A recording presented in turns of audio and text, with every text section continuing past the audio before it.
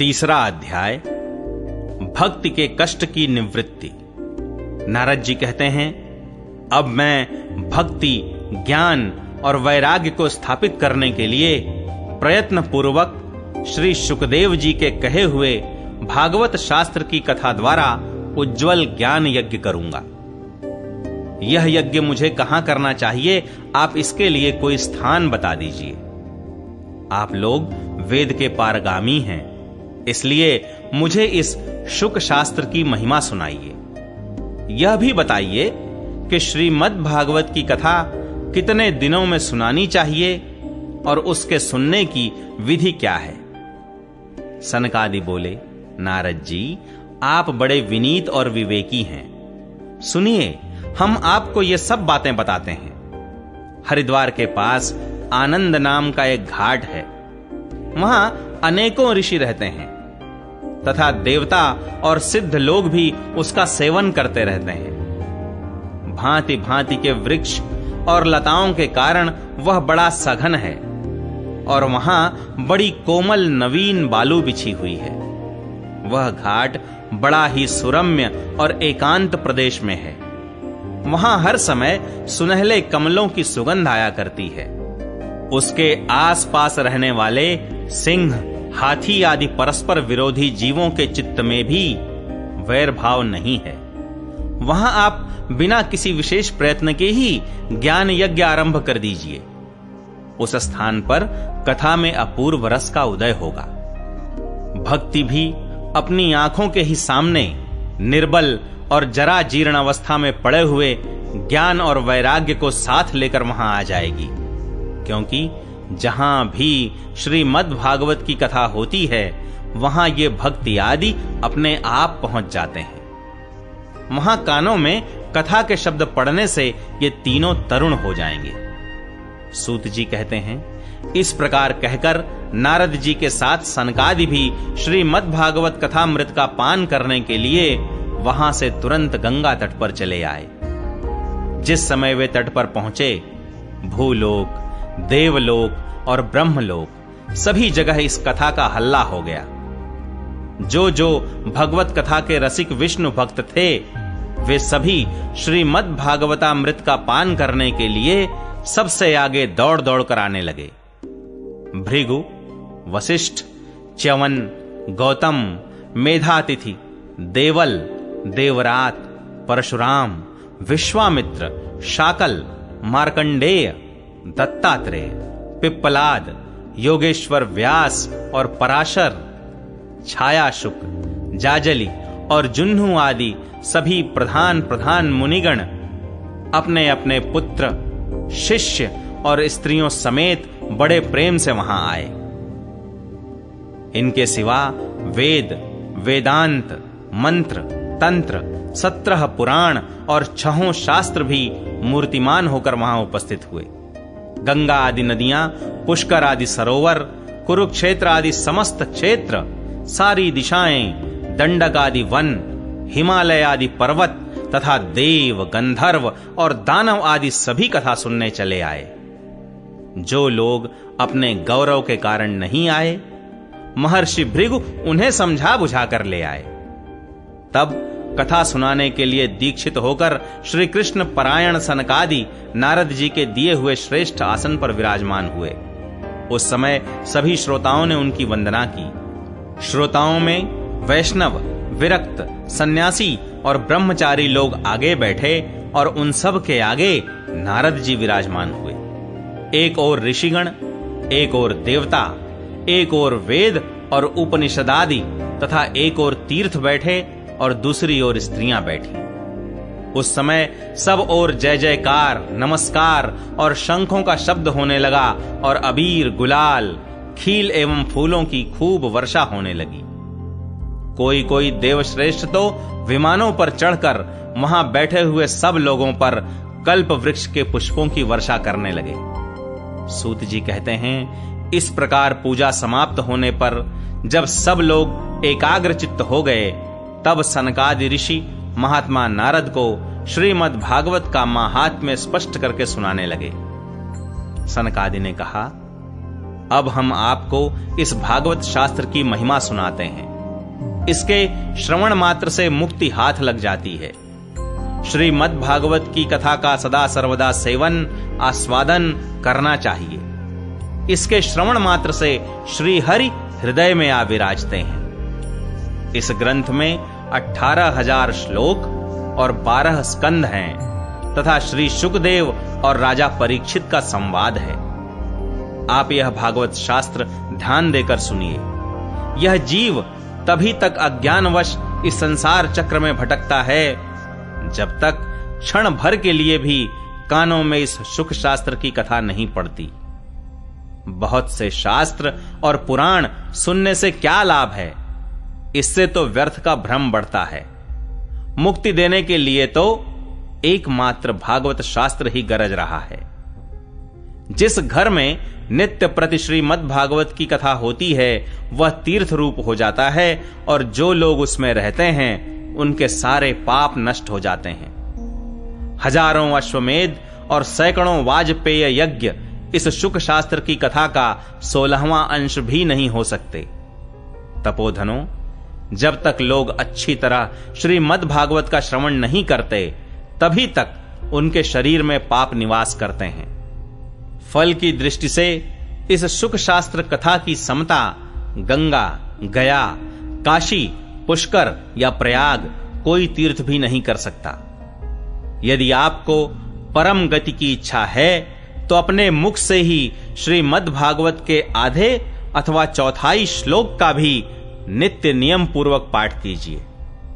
ओमकार, गायत्री, पुरुष सूक्त, तीनों वेद, श्रीमद् भागवत, ओम नमो भगवते वासुदेवाय, यह 12 मंत्र 12 मूर्तियों वाले सूर्य भगवान, प्रयाग, संवत्सर रूप काल, ब्राह्मण, अग्निहोत्र, गौ, द्वादशी तिथि, तुलसी, वसंत ऋतु और भगवान पुरुषोत्तम, इन सब में बुद्धिमान लोग वस्तुतः कोई अंतर नहीं मानते।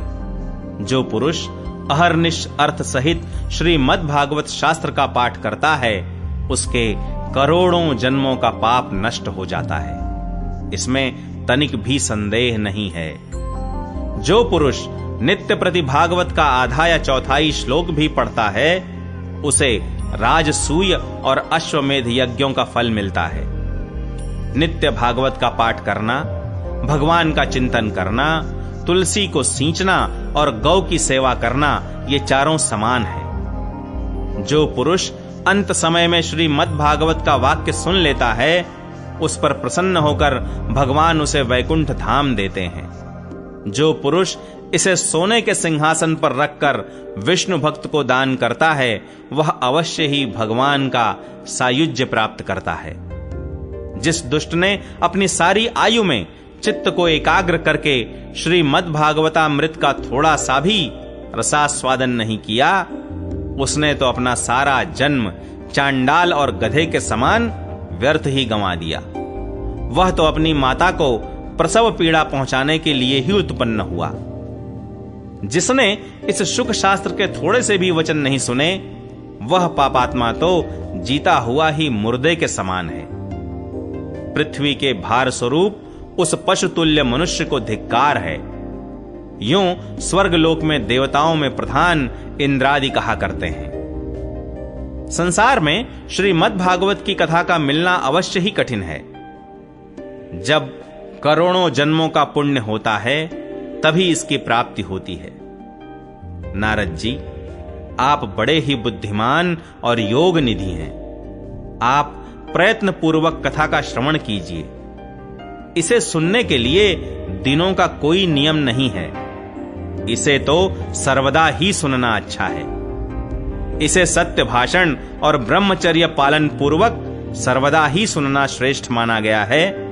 किंतु कलयुग में ऐसा होना कठिन है, इसलिए इसकी शुकदेव जी ने जो विशेष विधि बताई है वह जान लेनी चाहिए। कलयुग में बहुत दिनों तक चित्त की वृत्तियों को वश में रखना, नियमों में बंधे रहना और किसी पुण्य कार्य के लिए दीक्षित रहना कठिन है। इसलिए सप्ताह श्रवण की विधि है। श्रद्धा पूर्वक कभी भी श्रवण करने से अथवा माघ मास में श्रवण करने से जो फल होता है वही फल श्री सुखदेव जी ने सप्ताह श्रवण में निर्धारित किया है। मन के असंयम, रोगों की बहुलता और आयु की अल्पता के कारण तथा कलयुग में अनेकों दोषों की संभावना से ही सप्ताह श्रवण का विधान किया गया है। जो फल तप, योग और समाधि से भी प्राप्त नहीं हो सकता, वह सर्वांग रूप में सप्ताह श्रवण से सहज में ही मिल जाता है। सप्ताह श्रवण यज्ञ से बढ़कर है, व्रत से बढ़कर है, तप से कहीं बढ़कर है, तीर्थ सेवन से तो सदा ही बड़ा है, योग से बढ़कर है, यहां तक कि ध्यान और ज्ञान से भी बढ़कर है। अजी इसकी विशेषता का कहां तक वर्णन करें, यह तो सभी से बढ़ चढ़कर है। शौनक जी ने पूछा, सूत जी, यह तो आपने बड़े आश्चर्य की बात कही। अवश्य ही यह भागवत पुराण योग वेत्ता ब्रह्मा जी के भी आदि कारण श्री नारायण का निरूपण करता है, परंतु यह मोक्ष की प्राप्ति में ज्ञान आदि सभी साधनों का तिरस्कार करके इस युग में उनसे भी कैसे बढ़ गया। सूत जी ने कहा, शौनक जी, जब भगवान श्री कृष्ण इस धराधाम को छोड़कर अपने नित्य धाम को जाने लगे, तब उनके मुखार विंद से 11 स्कंध का ज्ञानोपदेश सुनकर श्री उद्धव जी ने पूछा। उद्धव जी बोले, गोविंद, अब आप तो अपने भक्तों का कार्य करके परम धाम को पधारना चाहते हैं, किंतु मेरे मन में एक बड़ी चिंता है, उसे सुनकर आप मुझे शांत कीजिए। अब घोर कलिकाल आया ही समझिए, इसलिए संसार में फिर अनेकों दुष्ट प्रकट हो जाएंगे। उनके संसर्ग से जब अनेकों सत्पुरुष भी उग्र प्रकृति के हो जाएंगे, तब उनके भार से दबकर यह गो रूपिणी पृथ्वी किसकी शरण में जाएगी। कमल नयन, मुझे तो आपको छोड़कर इसकी रक्षा करने वाला कोई दूसरा नहीं दिखाई देता, इसलिए भक्त वत्सल, आप साधुओं पर कृपा करके यहां से मत जाइए। भगवन, आपने निराकार और चिन्मात्र होकर भी भक्तों के लिए ही तो यह सगुण रूप धारण किया है, फिर भला आपका वियोग होने पर वे भक्तजन पृथ्वी पर कैसे रह सकेंगे। निर्गुणोपासना में तो बड़ा कष्ट है, इसलिए कुछ और विचार कीजिए। प्रभास क्षेत्र में उद्धव जी के ये वचन सुनकर भगवान सोचने लगे कि भक्तों के अवलंब के लिए मुझे क्या व्यवस्था करनी चाहिए। शौनक जी, तब भगवान ने अपनी सारी शक्ति भागवत में रख दी। वे अंतर्ध्यान होकर इस भागवत समुद्र में प्रवेश कर गए, इसलिए यह भगवान की साक्षात शब्दमयी मूर्ति है। इसके सेवन, श्रवण, पाठ अथवा दर्शन से ही मनुष्य के सारे पाप नष्ट हो जाते हैं। इसी से इसका सप्ताह श्रवण सबसे बढ़कर माना गया है और कलयुग में तो अन्य सब साधनों को छोड़कर यही प्रधान धर्म बताया गया है। कलिकाल में यही ऐसा धर्म है जो दुख, दरिद्रता, दुर्भाग्य और पापों की सफाई कर देता है तथा काम क्रोधादि शत्रुओं पर विजय दिलाता है। अन्यथा भगवान की इस माया से पीछा छुड़ाना देवताओं के लिए भी कठिन है, मनुष्य तो इसे छोड़ ही कैसे सकते हैं। अतः इससे छूटने के लिए भी सप्ताह श्रवण का विधान किया गया है। सूत जी कहते हैं, शौनक जी, जिस समय सनकादि मुनीश्वर इस प्रकार सप्ताह श्रवण की महिमा का बखान कर रहे थे, उस सभा में एक बड़ा आश्चर्य हुआ। उसे मैं तुम्हें बतलाता हूं, सुनो। वहां तरुणावस्था को प्राप्त हुए अपने दोनों पुत्रों को साथ लिए विशुद्ध प्रेम रूपा भक्ति बार बार श्री कृष्ण गोविंद हरे मुरारे हे नाथ नारायण वासुदेव आदि भगवान नामों का उच्चारण करती हुई अकस्मात प्रकट हो गईं। सभी सदस्यों ने देखा कि परम सुंदरी भक्ति रानी भागवत के अर्थों का आभूषण पहने वहां पधारी। मुनियों की उस सभा में सभी यह तर्क वितर्क करने लगे कि ये यहां कैसे आईं, कैसे प्रविष्ट हुईं। तब सनकादि ने कहा, ये भक्ति देवी अभी अभी कथा के अर्थ से निकली हैं। उनके ये वचन सुनकर भक्ति ने अपने पुत्रों समेत अत्यंत विनम्र होकर सनत कुमार जी से कहा। भक्ति बोली, मैं कलयुग में नष्ट प्राय हो गई थी। आपने कथा अमृत से सींचकर मुझे फिर पुष्ट कर दिया।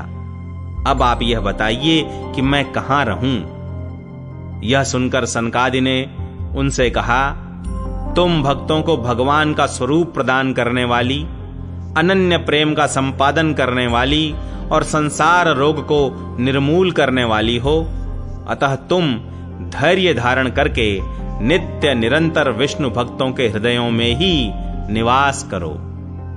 ये कलयुग के दोष भले ही सारे संसार पर अपना प्रभाव डालें, किंतु वहां तुम पर इनकी दृष्टि भी नहीं पड़ सकेगी। इस प्रकार उनकी आज्ञा पाते ही भक्ति तुरंत भगवत भक्तों के हृदयों में जा विराजी।